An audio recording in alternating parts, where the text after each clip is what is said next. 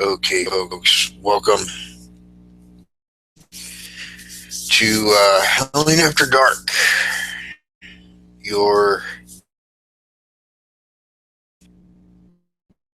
if you will, and the paranormal through the eyes of me, uh, and through the eyes of a Native American, and through the eyes of someone who's been doing this for, quarter of a century. Uh, Tonight's show is, well, it's on now. I'm technically this is live, but it's also going to record um, for tonight. And the reason why is because, well, to kind of let you into my life a little bit. I never knew who. Well, I know who my father was. I never knew him personally. I never met the man. Uh, and I always wanted to. Uh, but I never got that chance. And unfortunately, he passed away before I could get to know him. I'm told I'm just like him now, so I guess in a way I kind of do know him. But in any case, I was contacted recently by my biological sister, who I didn't even know I had until recently, and I'm going to be meeting her tomorrow morning.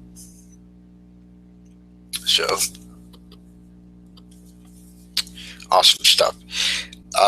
But uh, as I have to be up at the butt crack of dawn, I'm going to bed early tonight just to make sure that I'm going to be up in time. So uh, as I'm always like energetic and wound up after and before I actually do the show, I thought it would be wise to do it really early.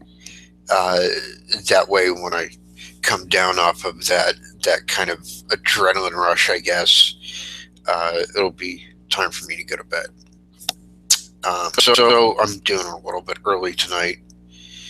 It's not even night actually. It's only almost just now, almost 4. Uh, but I wanted to get it out of the way. So there you have it. But you guys are still important to me, so I decided that for those that tune in like religiously, like my good friend Jeremy Henry, who I'm sure is probably in chat already. We have a new chat room on our website, by the way, ghostofpara.weebly.com. You can check this show out in our live streaming radio and web series section.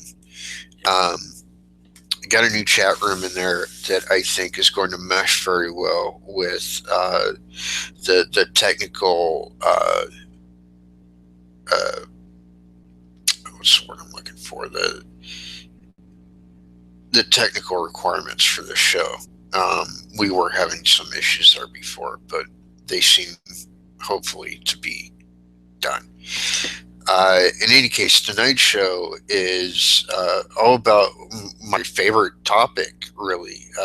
The top haunted ghost towns and Wild West towns uh, that are haunted in America. Um, I personally have to say that at the top of my personal list is a place that should have been on TV. It should have been highlighted by every paranormal show out there because of the history of this place uh, alone. It is so interesting and cool that you would think it would be, up there.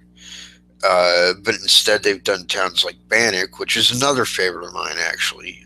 Bannock is a ghost town in Montana.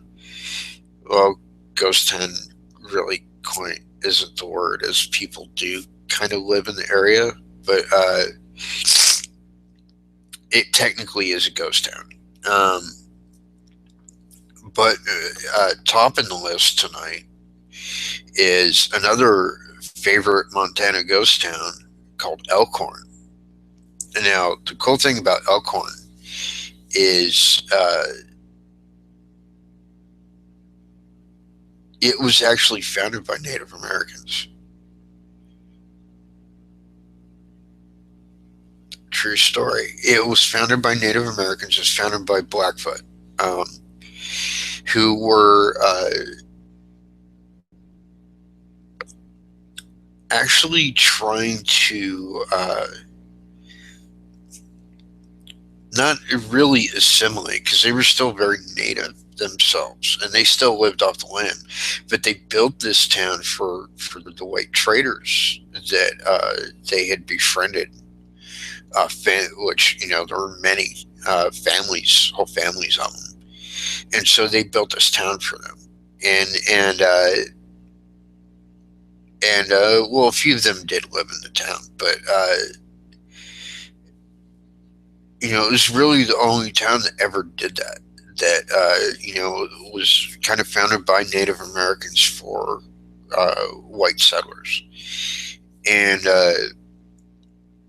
it was an attempt, all sadly a misguided, well, not misguided, but a failed attempt at peace with the whites, and didn't work out, obviously. Things like greed always get in the way. So, the it ended up becoming an all-white town at one point, and there was a lot of gold and silver in the hills around the town. So, that kind of got in the way of everything, and as is very typical of a Western town from that era, there was a lot of gunfights and outlaws and all sorts of violence and all that stuff. And, as a result, it's become a very, very, very haunted town. Um, and the activity I know of personally there includes, well, I know one case that was a full bodied apparition. One that I know of. There could be more. I haven't been back there in years, but I do know of at least one of a gentleman that used to run the saloon there. Uh, well, one of the saloons. There was actually two there at one point, but the original there was called the Saddle Leather Saloon, and Saddle Leather was owned by a gentleman by the name of Penn Gilmore, and Penn Gilmore was he was not really a nice guy. He was kind of like the Al Swearingen of Montana, you could say. Uh, was basically running a brothel out of a saloon and into all sorts of shady stuff. And it finally caught up to him. Uh, yeah, it wasn't pretty, let's just say.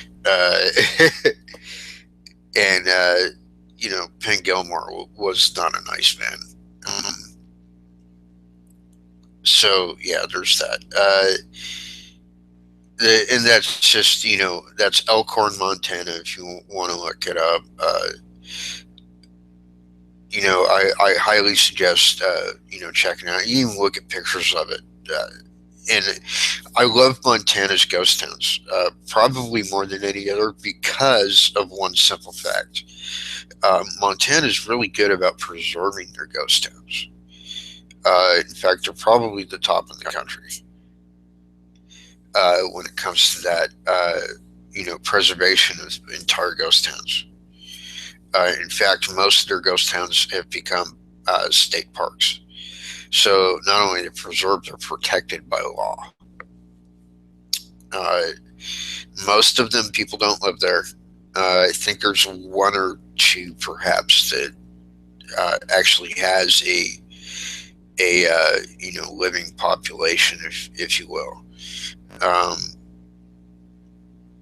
but most of them, like Bannock and Elkhorn, are pretty much state parks, and they're preserved. In fact, what separates Elkhorn, though, is the fact that some of the buildings you can actually go into. A lot of the ghost towns in Montana, like, they're sealed. Like, you can look through the windows all you want. You can. Uh, they do have some stuff set up so that there's like I know. I think it might be Bannock. I might be thinking of another one, but I know like at least one or two have like buildings set up so that like a portion of the walls cut away and then there's like glass so that you can look in and see, like all the stuff preserved. And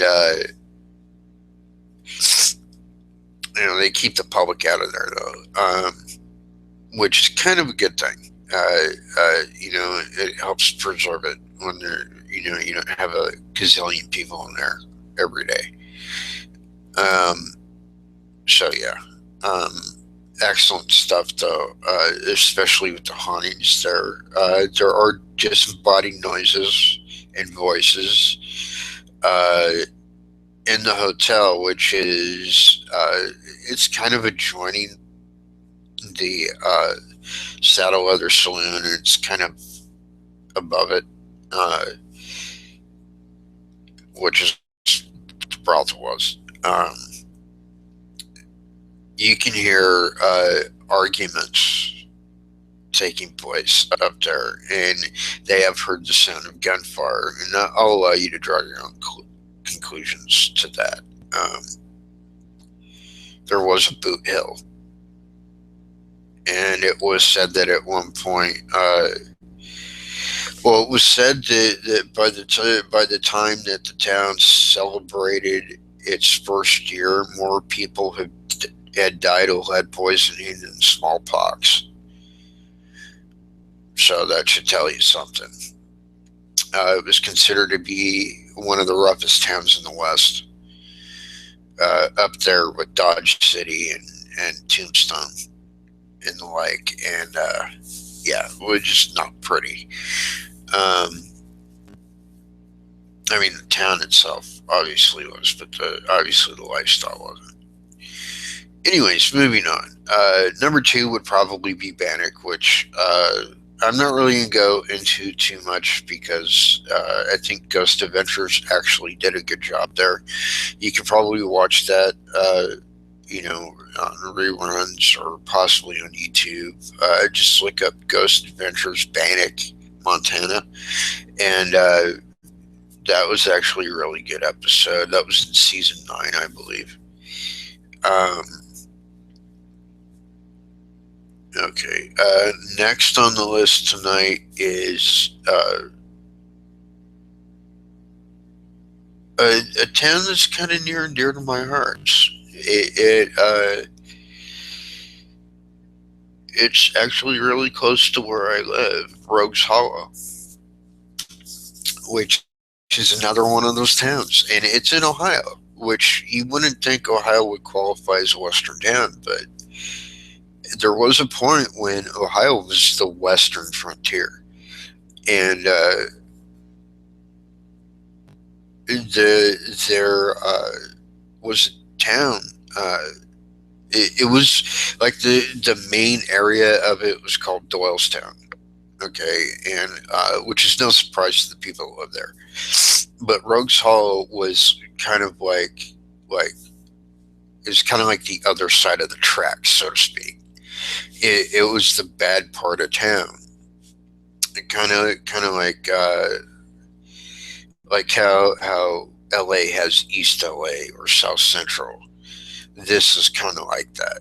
This is where all the thieves and outlaws hung out. This was the outlaw town. In fact, that's why it was called Rogues Hollows. And part of the reason for that was because it was said that if you were lucky enough to get out of Rogues Hollow without getting killed, you were robbed. Because that's how it was. It was, an outlaw town, basically. The law wouldn't go in there at all. They absolutely refused. And I don't blame them because the law would get killed in that town. And it's, well, sort of still there. All the buildings are gone, with the exception of one, which is the now being used as the Historical Society Museum for the area. I think that's what it's called. Historical. I don't remember. Anyways, it's the only building left standing. All the buildings in the town themselves over the years succumbed to rain and age and cold weather, and pretty much the only thing left to tell you where anything was in that town are these signs that they put up, these wooden signs with the names of places on them. Other than that, the town is basically gone. Ohio is one of the worst when it comes to preservation of ghost towns. In fact, I honestly can't think of one that's still standing. Off the top of my head, I can't, because they're so few and far between. I think one is like Bluestone or Broken Sword, I forget which. Uh, but they're nowhere near my area, unfortunately. Um, okay. Moving on. Uh, there's there's a couple places in Texas. There's Alamogordo. Well, there's Alamogordo, Texas, and then there's an Alamogordo, New Mexico, and I'm going to tell you about them both. Alamogordo, Texas, was actually a town built to service the nearby Alamo. Um,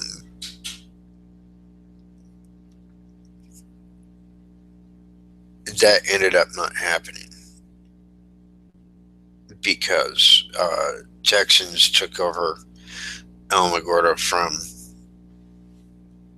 the Mexicans during that whole point in time where they were at war with Mexico, and basically cut their supply lines off, which is why ultimately the Alamo had been abandoned by the Mexican army, which opened the way for Jim Bridger and Jim Bowie and Daniel Boone and all them to inhabit the fort, which led to the Battle at the Alamo. Remember the Alamo.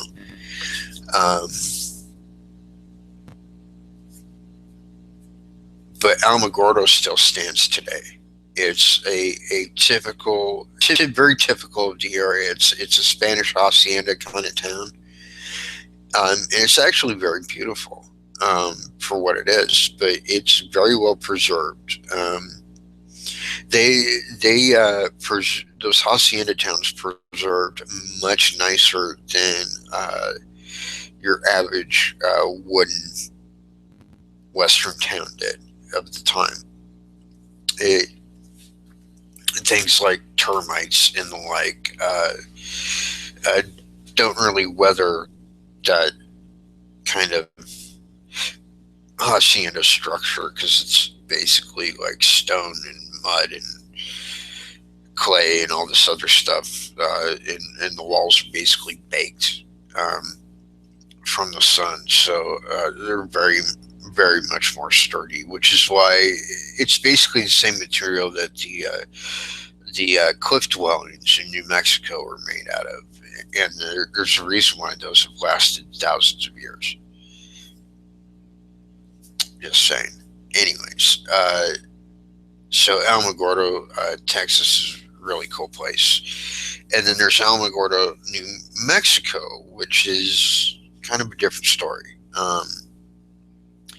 Alamogordo is one of the towns that is very well known in New Mexico. Um, it's one of the places that it's pretty well known that Billy the Kid used it as a hideout. Uh, I don't believe it's the same town where he was supposedly killed, which, by the way, I don't believe. Uh, but I do know it is one of the towns that he frequented quite a bit. Um, it's also a very interesting town in one aspect that fascinates me even to this day. It is one of the favorite towns of the Western author Lily Lamore, who wrote about that entire area from Colorado to New Mexico and Arizona quite frequently. And Alamogordo was featured in several of his novels because not only was it historically accurate that Alamogordo was part of the old Spanish Trail, uh, it's also true that it was a very wild town in its heyday in the 1800s, and saw the likes of, as I mentioned before, Billy the Kid. Um, it's also the town where Sheriff Pat Garrett was from, which is why it's believed that Pat Garrett and Billy the Kid, in actuality, were really close friends at one point. But I don't think we'll ever really know what their relationship was like, if there was any. Um, there's too much speculation on both sides of the fence about that. But I do know that the place has quite a bit of paranormal activity. Like the full spectrum of stuff has been witnessed there and experienced there. Everything from light anomalies all the way up to shadow figures and full-bodied apparitions, audio stuff, EVPs and disembodied voices, as well as like physical stuff, people being touched and that cold, chill feeling that hits you like, okay, that's not just cold air, you know. Uh, a lot of that stuff, in fact, is stuff that like you can't really explain with scientific devices because they haven't really made one to decipher what it is your body and mind and soul feel in a moment like that. So yeah. Um,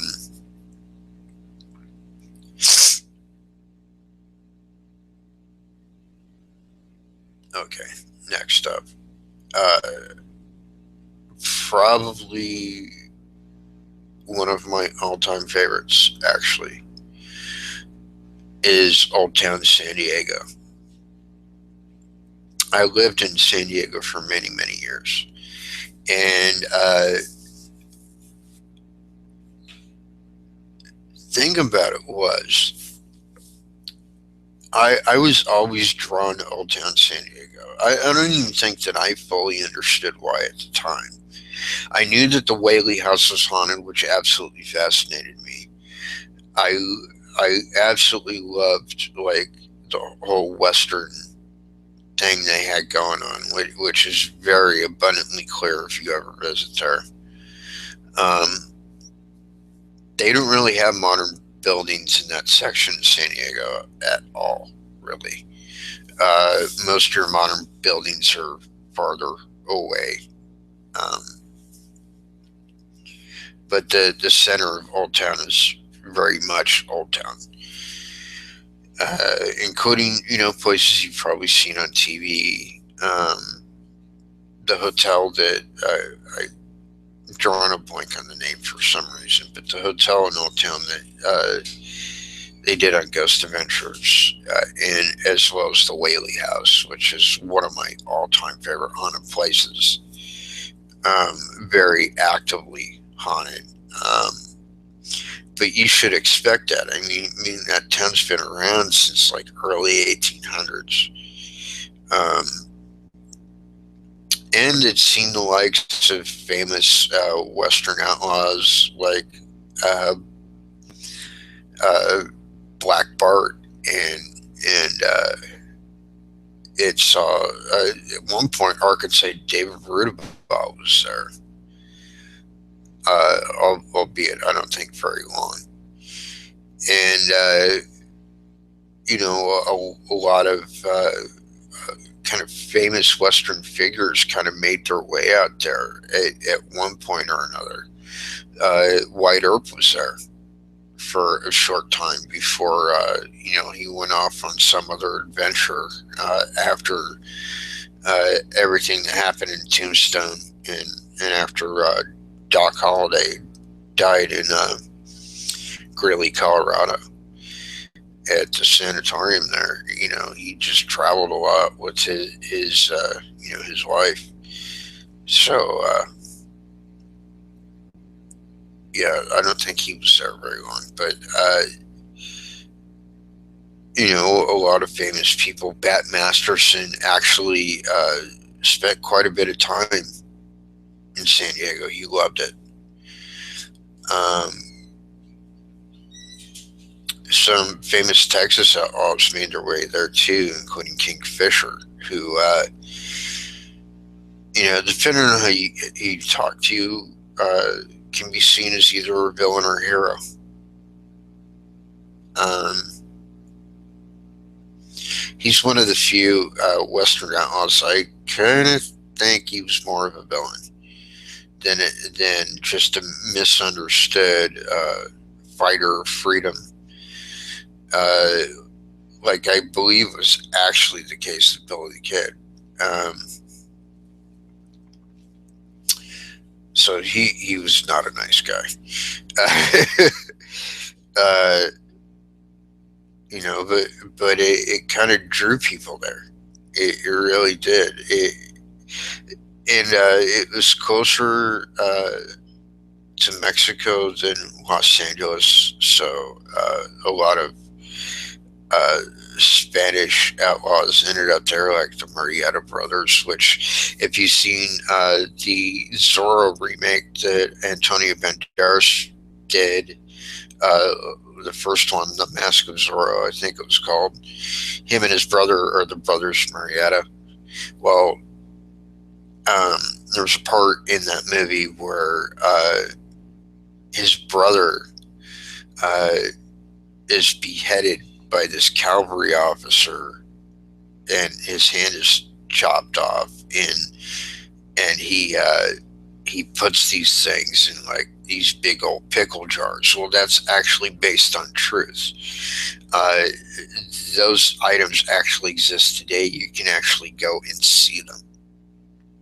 I don't recall where they ended up, but I do remember seeing them recently in a museum in California. So that, at least in part, was based on fact, and it is said that I believe his name was Gabriel, but don't quote me. I could be mistaken, but regardless, he was the older brother. I know that. It is said he actually haunts that jar. So wherever that jar is with his head in it, he haunts it, and it's people have reported like hearing a gentleman speaking Spanish, um, like disembodied voice style. So yeah. Um, anyways, now I'm going to let's see. There we go. I'm actually going to play a video for you. Uh, Partly because, well, I need to take a little potty break.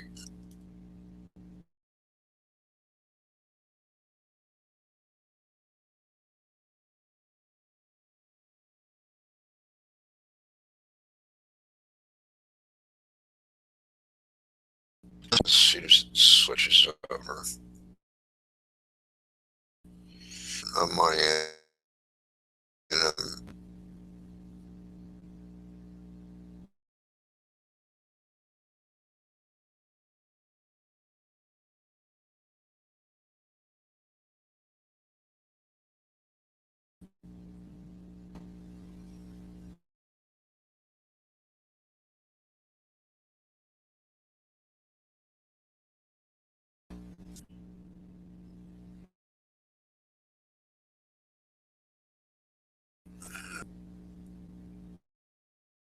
If you guys can still see me.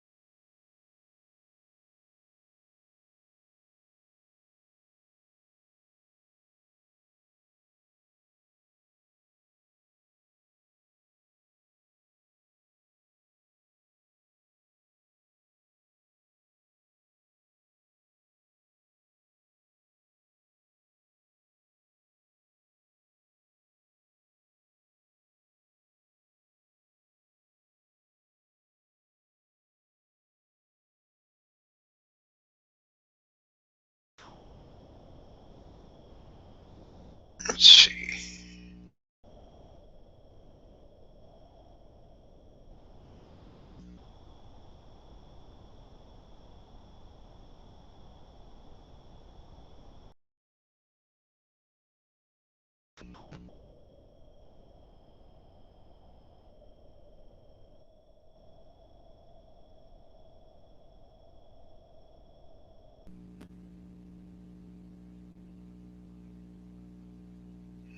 There we go.